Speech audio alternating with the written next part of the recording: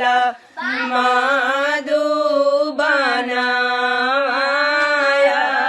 गेले कैसे रहबू ना हो हे रानी हे राजा ससुर के धोतिया ओ कचरा पतोइया बन के रहबना हो हे राजा ससुर के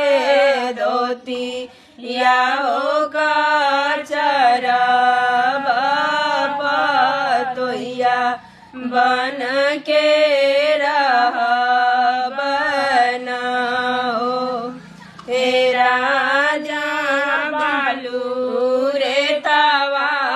महल बनवता दुनो हो जानी रहती जाहो हे राजा बालू रे तवा महल बनवता दुनो जानी रहती जाहो हमके लिखल मधुबनवाया गेले कैसे रहबू ना हो हे रानी हमके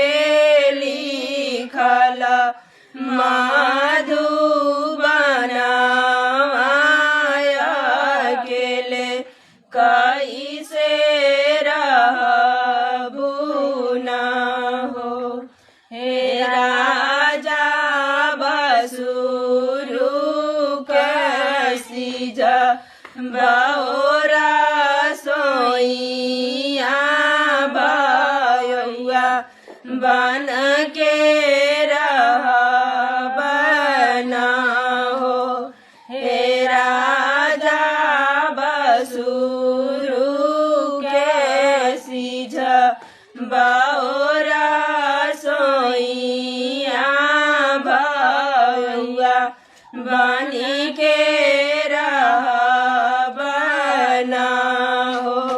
हे राजा बालू रे तवा महल बनवता दुनो जानी रहती जाहो हे राजा बालू रे तवा महल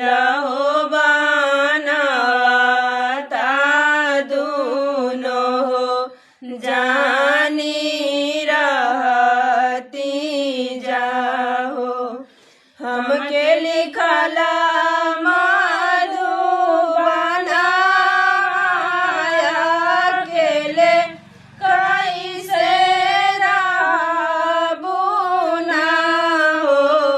हे रानी हमके लिखल मधुबनवाया गेले कैसे रहबू ना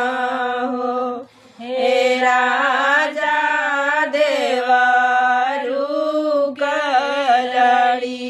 काहो खेलाई भौजैया बन के रहबना हो हे राजा देवरू के लड़ी काहो खेलाई भौजैया बन के रहबना हो हे राजा बालू रे तवा महल बनवता दुनो જાની